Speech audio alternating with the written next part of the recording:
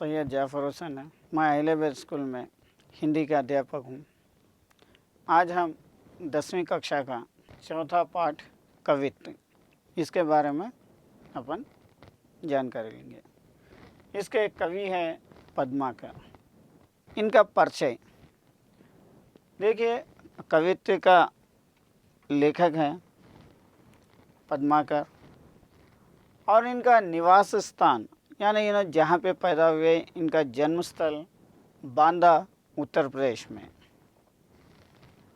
और इनके पिता का नाम है मोहनलाल भट्ट। इनके परिवार के बारे में अपन जानकारी लेंगे तो इनका परिवार का पूरा वातावरण यानी इनके परिवार के सब लोग, पूरा वातावरण ऐसा रहेगा कि पूरा कवित्वमय, यानी पूरे लोग इनके क्या है, परिवार में सब लोग कवित्व यानी कवियों से भरे हुए हैं, कवित्वमय रहेगा। और इनका वंश का नाम भी दिया गया है यहाँ पे कवीश्वर। इनका वंश यानी यहाँ पे पूरे लोग कवित्व, कवियाँ करने वाले रहने से, यानी कवि रहने से यहाँ पे कवित्व बोला गया और इनके वंश का नाम कवीश्वर दिया गया।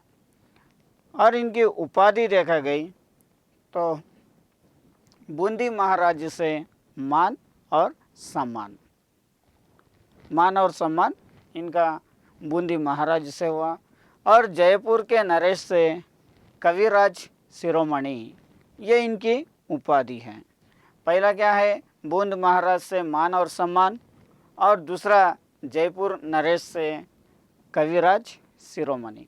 और इनके रचनाएं देखे गए तो हिम्मत, बहादुर, विरुदावली, गंगा लहरी आदि और ज़्यादा इनके रचनाएं हैं। ये इनका परिचय था, ये कवि परिचय है। पद्माकर के बारे में अपन जानकारी लिए और उसके बाद अपन देखेंगे कि ये असल कवित्व का उद्देश्य क्या है, यहाँ पे उद्देश्य क्या बताना चाह रहे हैं। भाषा अनेक विधाओं में व्यक्त की जाती है। जो भाषा, लैंग्वेज है, कई तरीके से अपन व्यक्त कर सकते हैं यानी बोल सकते हैं। उसी तरह काव्य रचना की भी विविध शैलियाँ हैं। उसी तरीके से जो काव्य लिखते वो भी अलग अलग तरीके से लिखते हुए आते हैं। प्राचीन काल में दोहा, चौपाही, सोराटा, सवैया, रोला, कवित्त, पहेलियाँ आदि के रूप में काव्य सृजन हुआ है। ये क्या है, पहले ज़माने प्राचीन काल में दोहे बोल के, चौपाई बोल के, सोराटा, सवैया, रेला, इस तरीके से पहेलियाँ आदि, इस तरीके से और कई किस्म से यहाँ पे काव्य का सृजन यानी काव्य लिखे गए।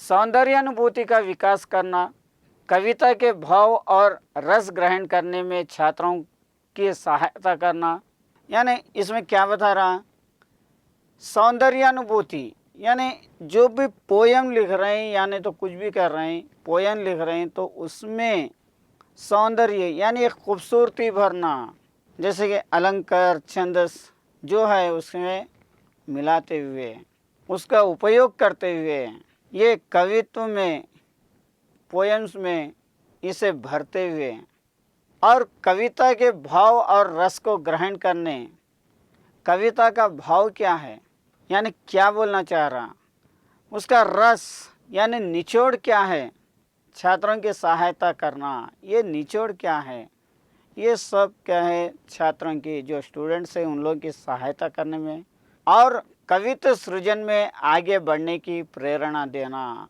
और क्या है, कविता में, कविताएं लिखने में और छात्रों को आगे बढ़ने की प्रेरणा देना यानी पुशिंग करना, उनको एंकरेज करना, ये इस पाठ का उद्देश्य है। असल इसकी विधा विशेष क्या है, कवित्व दृश्य योजना और शब्द योजना के लिए अत्यंत प्रसिद्ध है। ये कवित्व क्या है? दृश्य योजना, यानी एक दिखावे के लिए, दिखाने के प्लान, यानी एक ड्रामा बनाने के लिए। शब्द योजना, यानी शब्द का इस्तेमाल करना, इसके लिए ये बहुत प्रसिद्ध है। इसमें स्वच्छ और उद्धत कल्पना है। इसमें क्या है? अपनी खुदी से सोच के, कल्पना सोच के ये कवित्व को बना सकते हैं। कवि की कृति आनंद और उल्लास के वर्णन प्रसंग में खूब रमी है। क्या है? कवि के कृति, यानी कवि जो लिखना चाह रहे हैं, कृति उनका मोरल क्या देना चाह रहे हैं, और उसकी खुशी इसमें भरे हुए रहती हैं। खूब रमी है। इसमें कवित्व छंद है। कवित्व क्या है? छंद आपकी मर्जी से लिखे हुए जा सकते। ये यहाँ पे विधा विशेष है। उन्मुखीकरण, यह उन्मुखीकरण क्या है?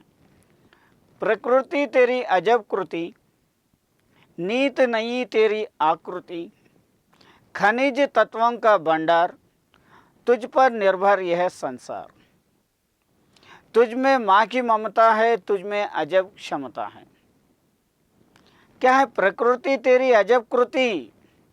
प्रकृति, ये जो अपनी प्रकृति है वो एक अजब है, क्योंकि नित नहीं तेरी आकृति, तेरी आकृति, तेरा साइज हो दो, जो भी हो दो, ये सही नहीं है। कहाँ पे भी गोल रहेंगी, कहाँ पे चौड़ी रहेंगी, कहाँ पे ऊंची रहेंगी, कहाँ पे नीची रहेंगी, ऐसा तेरी आकृति नहीं है। खनिज तत्वों का भंडार, लेकिन तेरे अंदर यानी ज़मीन में खनिज का भंडार भरे हुआ है। तुझ पर निर्भर यह संसार, यह दुनिया पूरे तेरे ऊपर ही निर्भर है, डिपेंड है। तुझ में माँ की ममता है, ये जो ज़मीन है उसके ऊपर माँ की ममता है। तुझ में अजब क्षमता है, और तेरे में क्षमता यानी ताकत भी अजब है। इतने सारे चीज़ों को लेते हुए, इतने सारे चीज़ों को करते हुए तेरी क्षमता इतनी आभार है। ये इसका उन्मुखीकरण है। अब अपन कवित्व में जाएंगे। पहला कवित्व।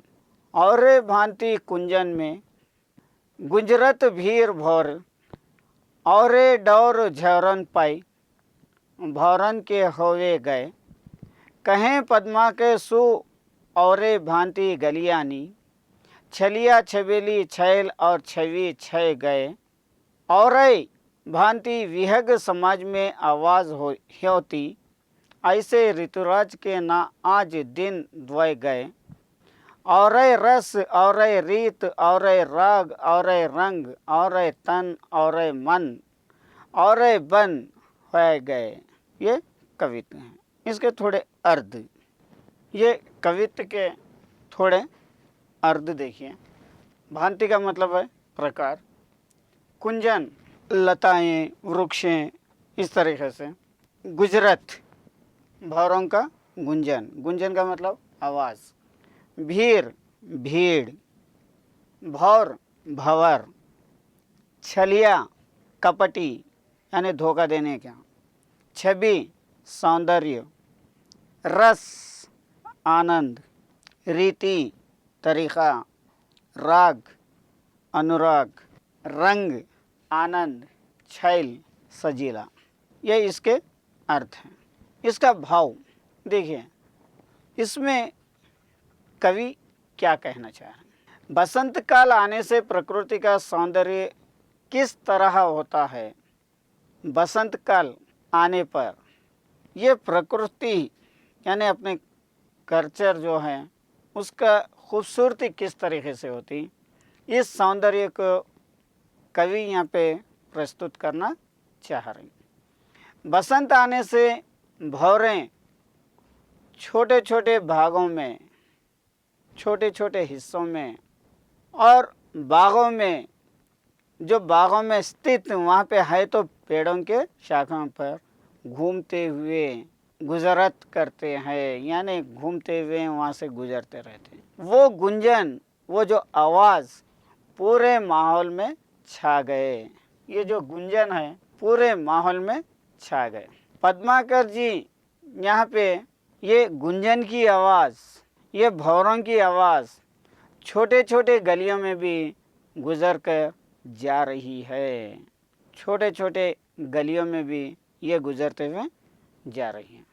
ये किसी प्रकार लगती है जैसे एक सजीले आदमी अपनी सौंदर्य को प्रकट कर रहे हैं। ये किस प्रकार मालूम हो रहा बोले तो एक अच्छा आदमी, सजीले आदमी अपने सौंदर्य को प्रकट करने के लिए, अपनी खूबसूरती को प्रकट करने के लिए जा रहे हैं। भौरों की आवाज़ समाज में होती है। जो ये भौरें की आवाज़ यानी अच्छी आवाज़ समाज में होती। आज ऋतुराज यानी ऋतुओं का राजा कौन है? ऋतुओं का राजा बसंत। ये बसंत आने से सारे जनता में, सारे पब्लिक में आनंद यानी खुशियाँ, अनुराग और पद्धति आदि का वृद्धि होती है। यानी ये पूरे चीज़ें यहाँ पे डेवलप होते हैं। बसंत का सौंदर्य पूरे तन मन में फैला देता है।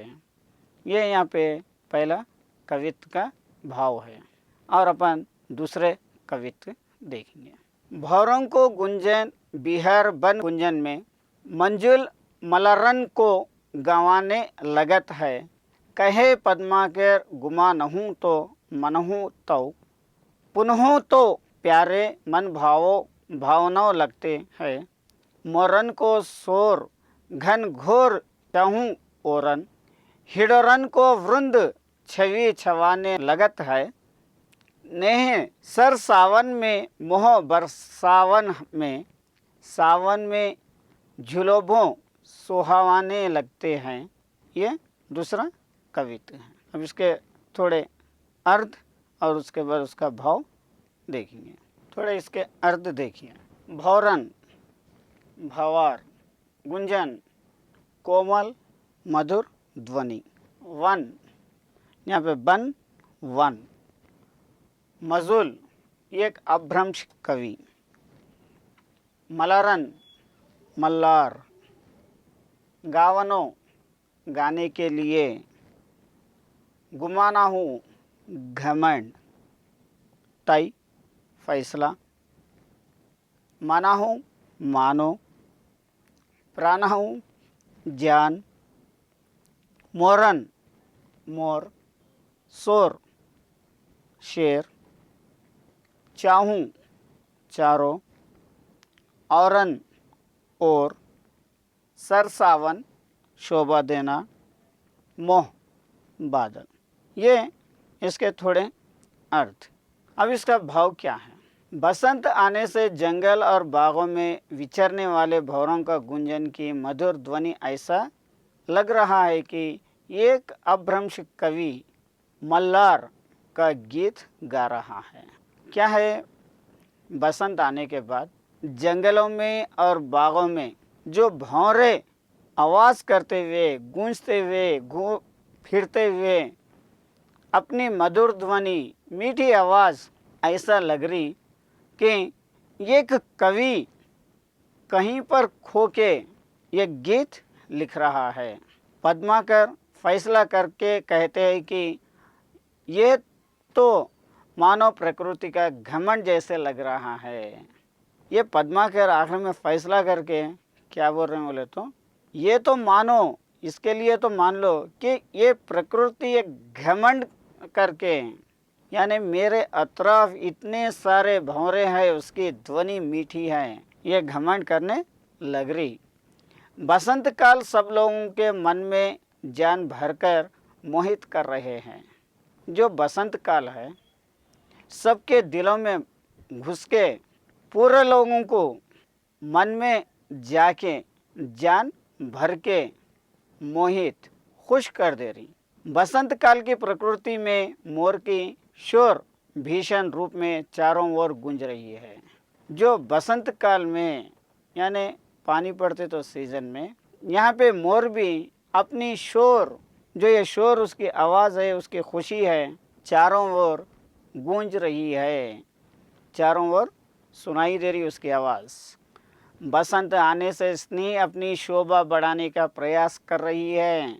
क्या है? बसंत आने से दोस्ती, स्नेह अपनी शोभा, अपनी खूबसूरती बढ़ाने का प्रयास कर रहे हैं। मेघ बरसाने का उत्सुक है। मेघ, बादल बरसने के लिए, कब बरसना, पानी गिरना बोल के इंतज़ार में है। बसंत की प्रकृति शोभा से पेड़ पौधे सब बहुत सुहाने लगता है। ये बसंत आने के बाद, पानी पड़ने के बाद जो प्रकृति की शोभा है, खूबसूरती है, वो पेड़ और पौधों से बहुत अच्छी लगती है। यहाँ पे ये दूसरा कवित्व का अर्थ है। आज के लिए यहाँ कवित्व पाठ समाप्त करेंगे।